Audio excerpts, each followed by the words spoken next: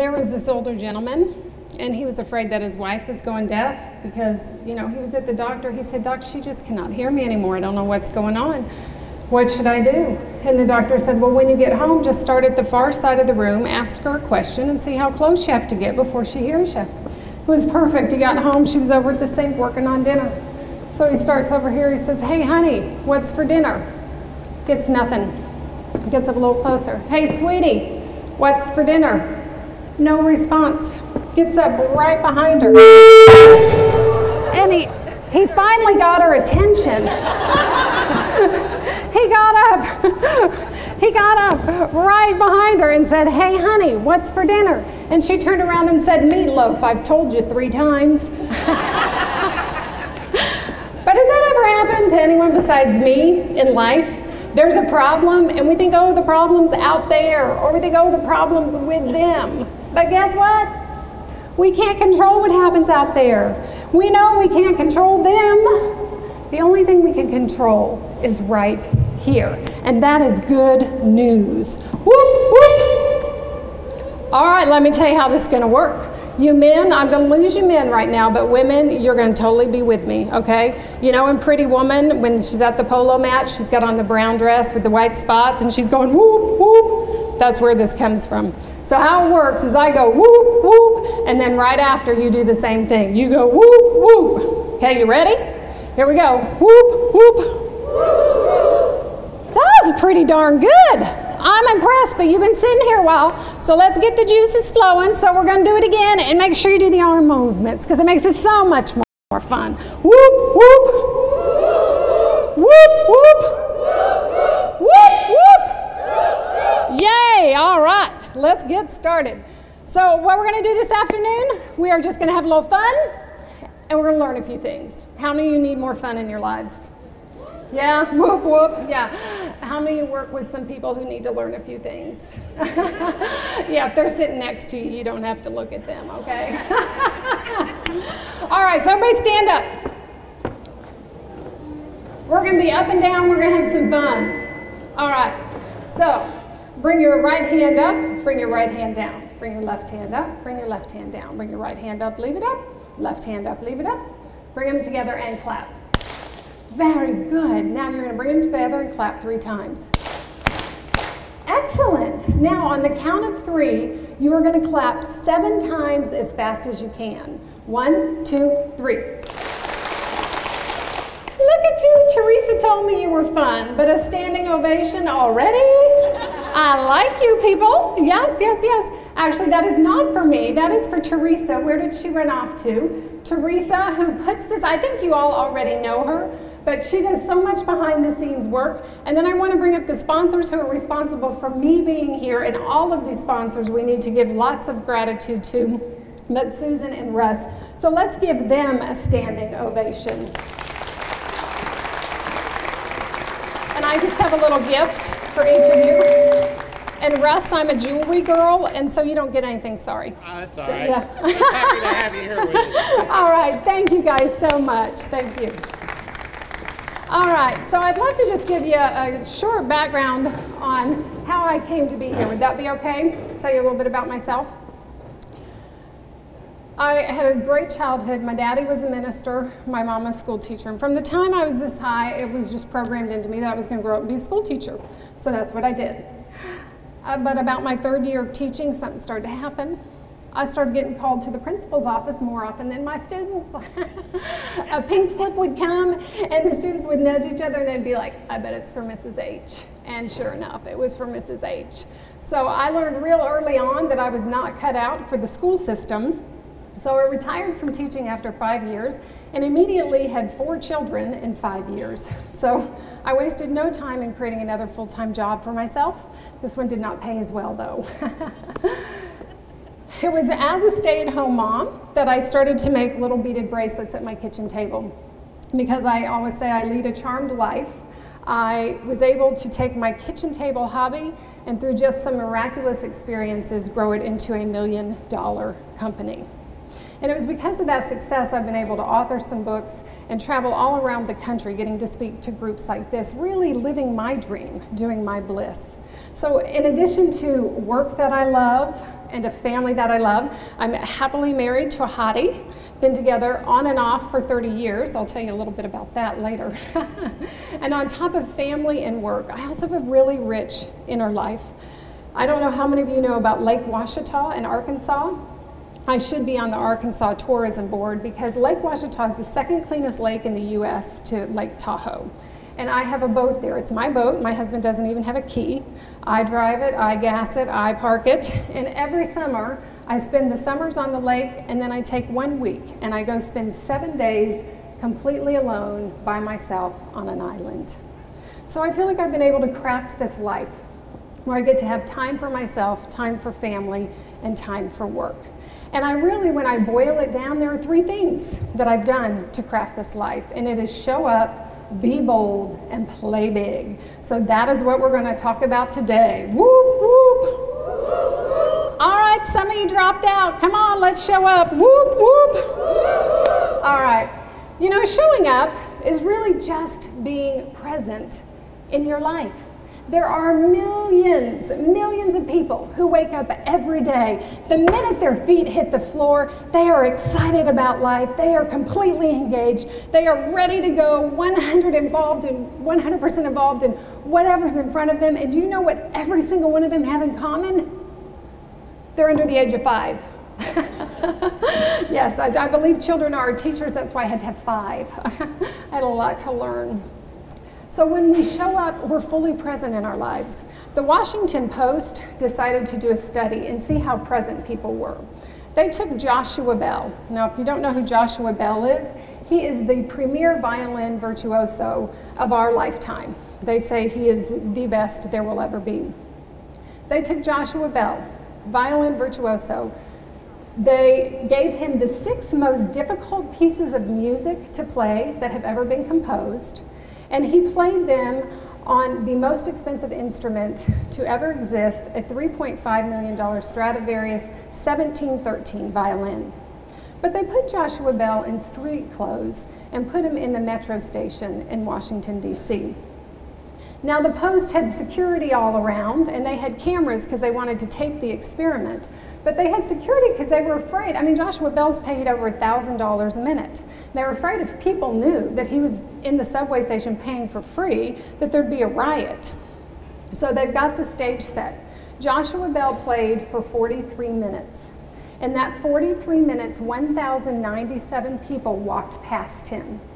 Now, how many of you think at least half stopped to listen to him? Well, most of you are right. Half did not stop to listen to him. In fact, 7 people. 7 people out of 1,097 stopped for more than 1 minute to listen to the greatest music that's ever been composed on the greatest instrument that's ever been handmade by the greatest violinist of our lifetime. 7 people. When we're not present, when we're not showing up, when we're on our phone, and so you can be in 2 places at once, because right now if you're texting somebody who's not in this room, guess what? You're with them. You're not with me. When we show up and we're present, we will hear the sweetest music. I had a wonderful caveat to the Joshua Bell story. I spend all summer on the lake. And so about 2 years ago, I was on Lake Ouachita, and I had pulled my boat into a cove. I was laying on one of the benches of my boat under the bimini in the shade, and I'm practicing my talk because I was speaking on a Sunday. This was a Saturday. And I'm going through the Joshua Bell story, and all of a sudden I'm talking about, being present and really showing up in your life. I'm going through it in my head, and then all of a sudden I start to hear violin music. Like, wow, Kim, you're good. And then I lay there, and I am really hearing violin music. So I sit up, and I look in the cove. Now, I could not make this up. In the cove, there is a man sailing a little 9-foot runabout, and his son is playing the violin. I sat up, and I just cried for the beauty of that moment, To think that there I was, listening to violin music in a cove on the lake. When the boy finished playing, I applauded. And the father and son looked over. He said, "Oh, we didn't know we had an audience." I said, "Oh, that was incredible. I'm honored to be a part of that." And the dad said, "I told my son, all I wanted for Father's Day was to combine my two favorite things, hearing him play violin and sailing. So this is my Father's Day present." Oh, when we show up, we will hear the sweetest strains of music that life has to offer. Be present, show up. And when you show up, be bold. I love the purple jackets right here in front. Did y'all notice them? Are they being bold? Being bold is basically about standing out. When you look up being bold in the dictionary, Webster's, it says to stand out as to be noticed, such as bold text or bold type. So being bold is just about finding a way to stand out. So one of the ways that we can stand out is to break the patterns, is to be different, to break the patterns of what everybody else is doing and be unique. So stand up again. We're going to see if you guys fall into some patterns or not. All right. So take your right arm, bring it all the way overhead, bring it out to the side, bring it down. Left arm up, to the side, in front, make a fist, bring it to your chin. Bring it to your chin. Okay,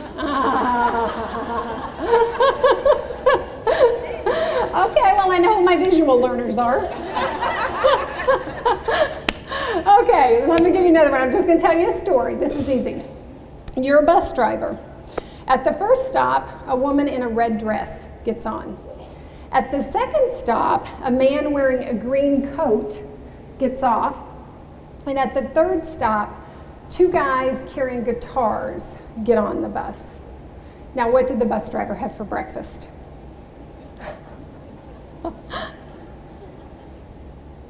Okay, let me tell the story again. I'll emphasize one word.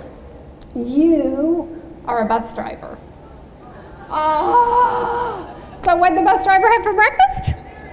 Cereal, yay, okay. All right, last one. This is for all the men in the room. This is the analytics. This is a math problem, okay? Do not get out your smartphones. You just have to add, okay? All right, so take 1,000 and add 100. No, I lied. Start over. Sorry, got excited. David, you're freaking me out with the camera. I'm being present, right? So take 1,000 and add 40. Then add to that another 1,000 plus 30 more. Add to that another 1,000 plus 20 more. And add to that one more 1,000 plus 10. Shout out your answer. Okay, how many people got 5,000? Yeah, guess what? That's not the answer. 1,000 plus 40 is 1,040. Another 1,000 plus 30 is 2,070. Another 1,000 plus 20, 3,090. Another 1,000 plus 10, 4,100. I've probably done this in front of 500,000 people at least. 99% of people get 5,000. Why? Because our brain works in patterns. It works in certain ways. Thank you, you can have a seat. So we've got to break those patterns if we want to be bold and stand out. And one of the biggest patterns in this culture that we need to break to be able to stand out and be bold is the pattern of negativity. My goodness, do we live in a negative culture? Now, last night I turned on CNN, which is the most widely broadcast network in the world, just to check, and guess what? They have not gone happy yet. It is all negative. And I want you to help me out. If you can complete any of these phrases, please join in. You need to save money for a rainy day. Yes. You better hope the other shoe doesn't. Yes. This is too good to be. Yeah. If anything good happens, by golly, you better just hope it lasts because it may go away. We've got to break that cycle of negativity. If you want to stand out and be noticed, just be positive. You know, in this hotel, On every floor, well, I checked about 6 floors, there's a little poster right by the elevator, and it says, "Have a wonderful time today discovering something new." It's like, oh, how sweet. You know, take those positive messages and bring them in. Our brains, we can talk ourselves into anything, anything. Have you ever heard somebody say, "Oh, I always get sick this time of year"? You heard that one? I think, oh, I bet you do. Yeah. I love this one too. Oh, I just can't lose weight. I was talking to this woman and she said, "I just cannot lose weight after having a baby." I said, "Oh, how old's your baby?" And she said, "Well, he's in college now." I said, "Too late, sugar, too late, can't use that anymore." Or this is one of my favorites. I hear this everywhere I go, especially at networking events. "I'm no good at remembering names." Of course you're not. That's what you're telling yourself. And whatever you start with is what you will end up with. It is universal law. It is indisputable. If you're making a pie and you start out with peaches, what kind of pie are you going to get? What kind of pie are you going to get? A peach pie. It's impossible to get anything else. And if we start out with negativity, we are just going to get more negativity.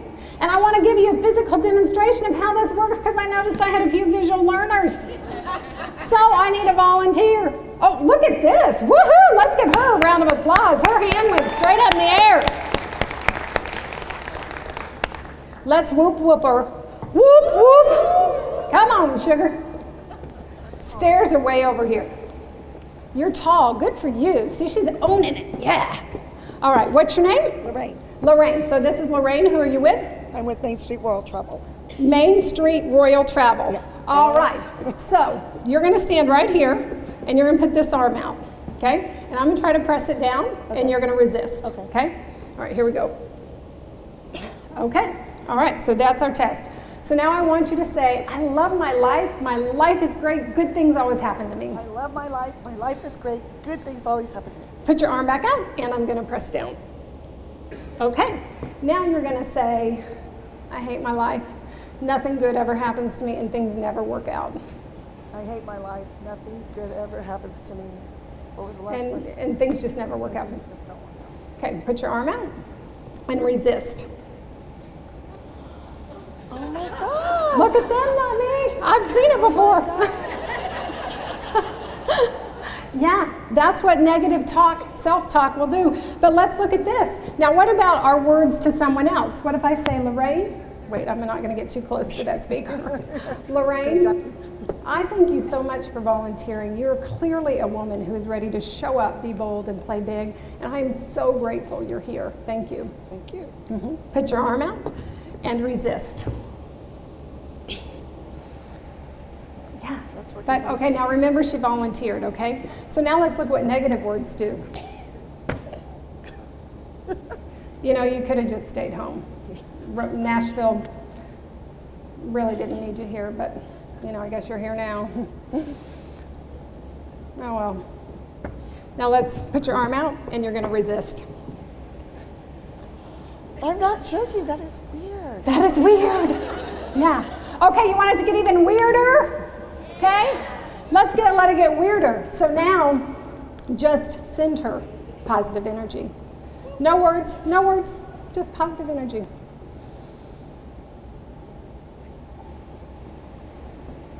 Okay, she's ready. I got a fast learner. Trying to figure out how I'm doing it. I'm not, they are. Okay, here we go, resist. Do you guys get what that means? It means that what we say to ourselves and what we say to others, what we say to our coworkers, what we say to our clients, what we think about them, it was your thoughts that brought her energy back up. What we say and what we think about the people around us will either strengthen them or weaken them. So we have got to hold the high watch of keeping our attitude and our outlook positive, and in every person, in every situation, looking for the very best. I've got a present for you, and let's give her a huge round of applause as she makes her way down. Thank you. Yeah.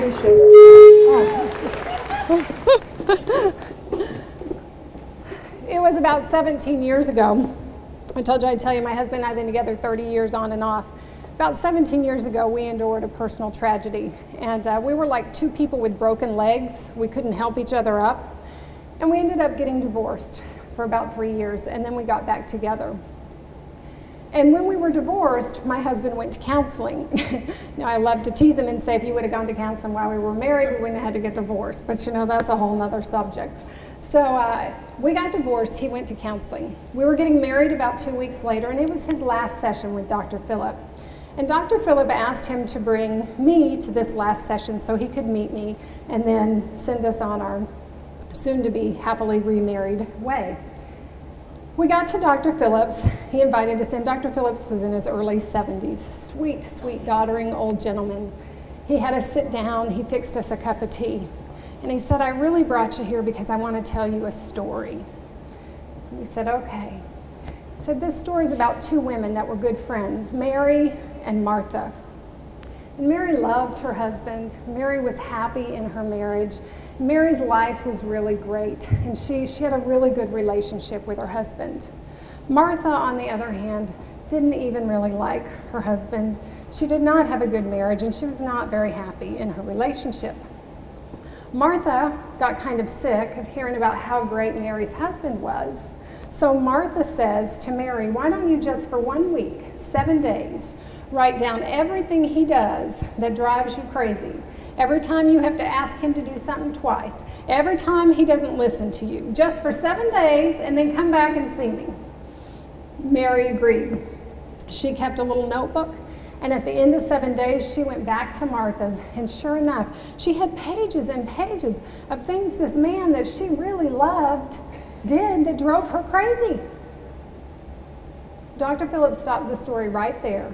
He looked at my husband and he said, Robert, do you know why I've told you this story? And all I could think was I was so glad he did not pick me because I had no idea why he told us the story. And he said, Robert, I told you this story because whatever you look for in Kim, you will find. And it's not just that way with our spouses. It's that way with our children. It's that way with our neighbors. It's that way with our clients, our customers, our coworkers. Whatever we look for in people, we will find. So if you want to be bold and stand out, look for the good, because you will surely find it. Now, playing big all happens right here. Everybody go like this with me. You with me? All right.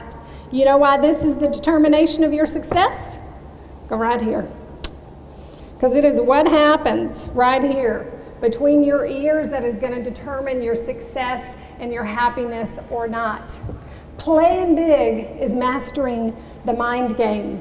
There was a gentleman who was fishing, and he would catch a fish and then he would hold it up next to this stick. And if the fish was bigger than the stick, he would throw the fish back. Now this young kid was watching him and he was like, hey mister, how come you keep throwing the big fish back? And the man said, well, this stick is the size of my frying pan. And you know, we kind of laugh at that, but how many ways do we limit ourselves? Oh, well, my sales were this much last year, so maybe I can grow my sales to this much this year. Or I can hope to achieve this because I have this level of education. Or I think I can go this far because I live in this town and I've got this opportunity available to me. We limit ourselves in so many ways. And if we're going to play big, we've got to dream big. And your dream cannot be based on your current circumstances. When I decided to start my company, I had been a school teacher and a stay-at-home mom. And I decided I was building $1 million business. That was my goal. Now, I have to tell you, when I started my business, in my first year, my sales were $4,000. I know, I came out of the gate fast, didn't I? $4,000. When I would go to events and I would meet people and they say, what do you do? I would say, well, I'm president and CEO of $1 million jewelry business I built from my kitchen table. when my sales were $4,000. And I told this story in an event like this, and afterwards, this woman got me kind of cornered, and she said, "You're a liar." I said, "I'm a liar." She said, "Yeah, you told people you had $1 million business when you didn't." I said, "Oh, sweetie, I had $1 million business. All the money had just not arrived yet." It finally caught up with me. But I had a dream, and I did not let go of that dream. And see, what happens is most of us sit around trying to figure out how. One day, I got into my 4th year in business. Now, by my 4th year, I was up to 18,000. So, I mean, I was on a fast trajectory. 18,000. Get a handwritten letter from an older gentleman. It's all shaky. He says, "Hey, little lady, I'd like to see samples of your jewelry." So I call him up. Nobody else was beating down my door. And we got to talking, and he said, "Well, why do you not display at this trade show?" And I said, "I've tried. They won't let me in. To get into this industry, you had to have 3 recommendations from within the industry," which made no sense to me. I'm like, well, how do I get the endorsements if you won't let me go to the trade show and meet the people that can give them to me? So he said, "You just sit right there." He picked up his rotary dial phone, called 3 of his buddies, and 6 weeks later, I was in Nashville. That was 12 years ago. I was in Nashville at that trade show. I left that trade show with $285,000 in orders. Over the next 2 years, I parlayed that into a $1 million business. Now, who could have written the script for that? You're going to go to it. You're going to get a handwritten letter from a retired salesman. You're going to drive across the state, go and meet him. He's going to get you into a trade show. You're going to show up, and after 3 days, have $285,000 in orders, and then within 2 years, have a $1 million business. Who would think of that? Not me. Not you. But see, we spend all our time trying to figure out the how, when our biggest job is to hold the vision, to have the vision for what it is we want to create in our lives. You know, the Wright brothers, do you think they knew how they were going to get a plane to fly? They had no idea, but they had a dream that they could make it happen. And a lot of people don't know this, but the Wright brothers' father was a very conservative minister, and he felt that if God had wanted man to fly, he would have given him wings. And he thought his sons would rot in hell if they built a flying machine. They had to eventually move out of their house and defy their father's wishes to pursue their dream. There will be people who don't believe in your dream. Don't let them stop you. Hold on to your dream. You know, Henry David Thoreau did an experiment. And the reason that we do experiments, why do we do experiments? Why do we do experiments? To see if something's true, to see if we can prove a theory, see if something's true. So Henry David Thoreau went and he lived in the woods for 2 years, 2 months, and 2 days. And he said, "I went to live in the woods so that I might live deliberately and front only the essential facts of life and to see what I might learn from them, and not, when it came time to die, learn that I had not truly lived." Now, he did the experiment so we don't have to. Yeah, because I don't really want to go live in the woods for 2 years. And at the end of that 2 years, 2 months, and 2 days, he wrote an essay called Walden. And on the very last page of Walden, he says, "I have learned this at least by my experiment. If one advances confidently in the direction of their dreams, endeavoring to live the life they have imagined, they will meet with a success unexpected in common hours." Go confidently in the direction of your dreams, endeavoring to live the life you've imagined, and you'll meet with a success unexpected in common hours. He did the experiment, so we don't have to. I encourage you, experiment. Experiment with some of the things I'm going to share with you today. Experiment with some of the new information you get. Check out new ideas at this conference. Be open to opportunities and things that come your way. I'm going to give you all 3 more things that you can do, and then we're going to wrap this up. 3 things you can do to go from average to extraordinary. Whoop, whoop. The first one I call 10 by 40. 10 by 40 is for 10 minutes a day for 40 days. Put positive, uplifting, inspiring information into your brain. Now, I'm not asking you to go find an extra 10 minutes somewhere. If you read the paper, take 10 minutes of that time and read something uplifting. If you watch 30 minutes of TV, take 10 minutes of that and watch inspiring videos on YouTube. There's millions of downloads of great inspirational motivational stuff. So put positive information in your brain every day. Whoop, whoop. All right, secondly, celebrate all successes, yours and everyone else's. You know, I start out my talk sharing with you how great my life is, married to a hottie and wonderful kids and this great business I've built. And you know what happens? Sometimes there are some people who are not so excited for me. I want you to think back to when I was talking. Were you like, yeah, you go girl, you rock it, I'm gonna give me some of that? Or were you thinking, not sure I like her. I think she might be a braggart. Don't know about her. But see, there was a wise Indian shaman who said, our subconscious mind can't tell the difference between criticism of another and criticism of ourselves.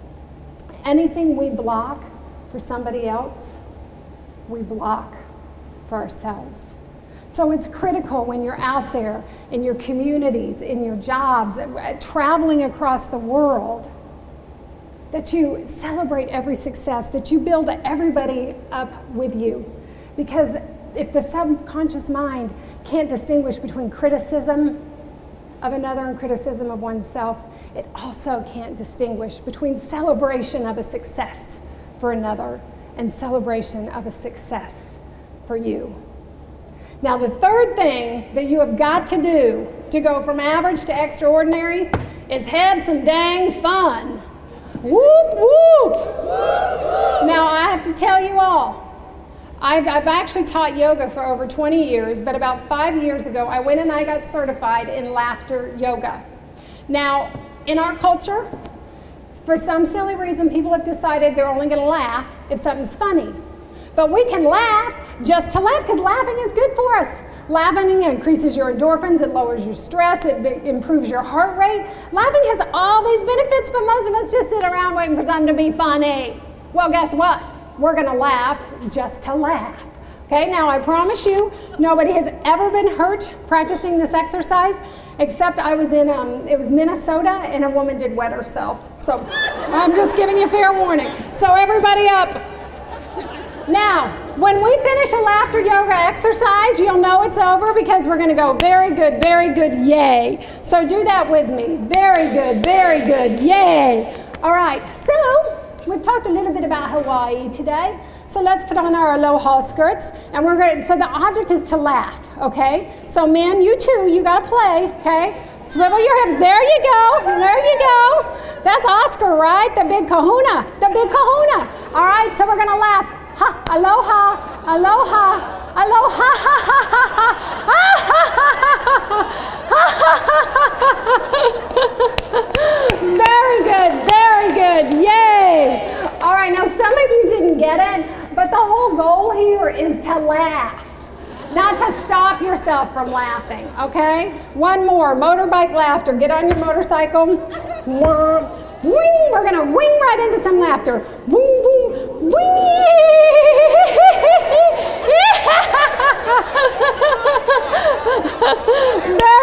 Very good, yay. All right, thank you. You can have a seat.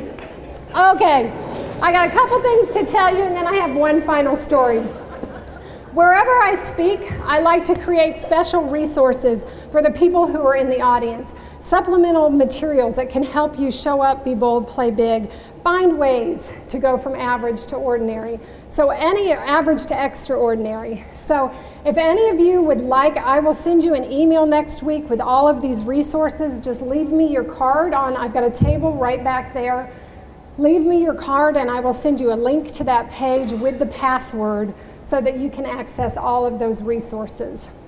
Also, my dream is truly getting to travel around the country and share my message. So if any of you belong to a group, if your bank ever brings in speakers, please put an S on your card for speaker, and I will reach out to you personally next week. Now, for all of you here, I have a special deal that I arranged with Teresa. And, well, first let me tell you what it is. I really did have extraordinary success for someone who had no business experience to build $1 million business. And people would say, how'd you do it? I think they were frankly a little shocked. And it's in here. It's in my book, Show Up, Be Bold, Play Big, 33 Strategies for Outrageous Success and Lasting Happiness. And if you liked what I had to say today, you'll love what's in here. You know why you'll really love it? It's thin. Yeah, you can read this on like one airplane flight, okay? One segment, not even the whole trip. And I also love quotes. Does anybody here love quotes? I love quotes. So this is a book of quotes. I just pulled together all my favorite quotes for my 33 strategies and put them in here. And in addition to that, you get a whoop whoop, a whoop whoop bookmark, which has all my strategies on the back. And for you guys, today only $200 bucks. No.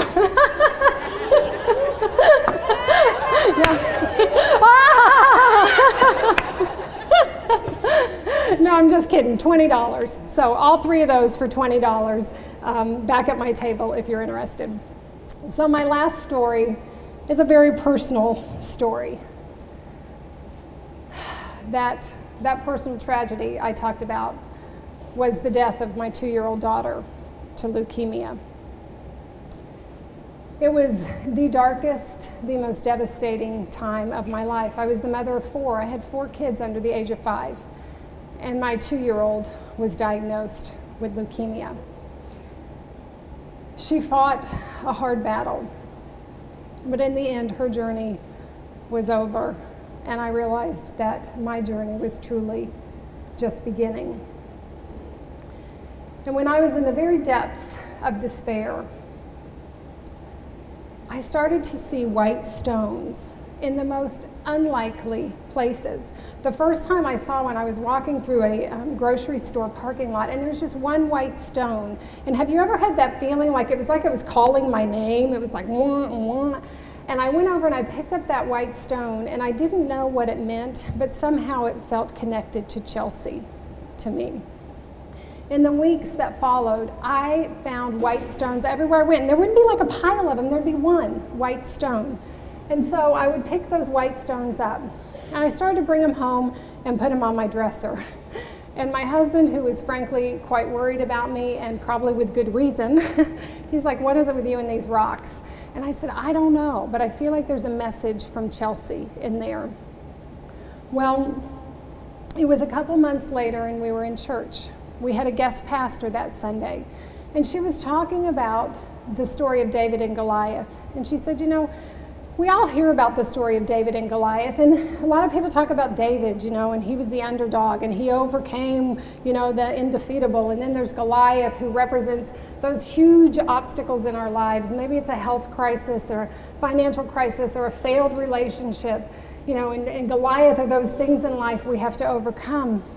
But nobody ever seems to talk about the smooth white stones that David used to slay Goliath.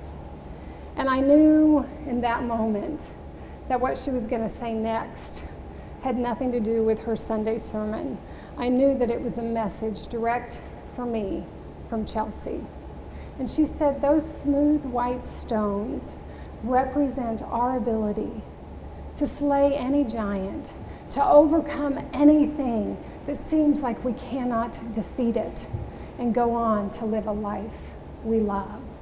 And I knew that's what Chelsea was saying to me. Mom, you've got to come out of this. You've got to go on and live a life that you love.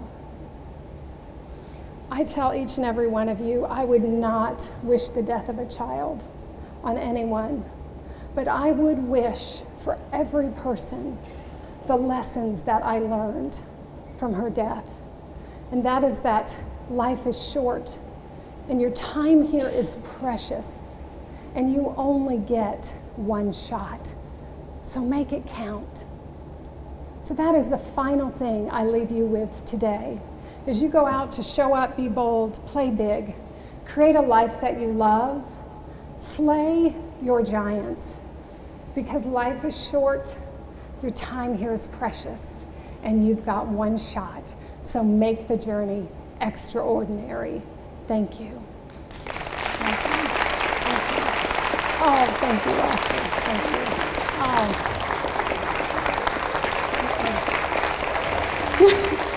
Thank you. I don't take that lightly. I'm very honored. Thank you.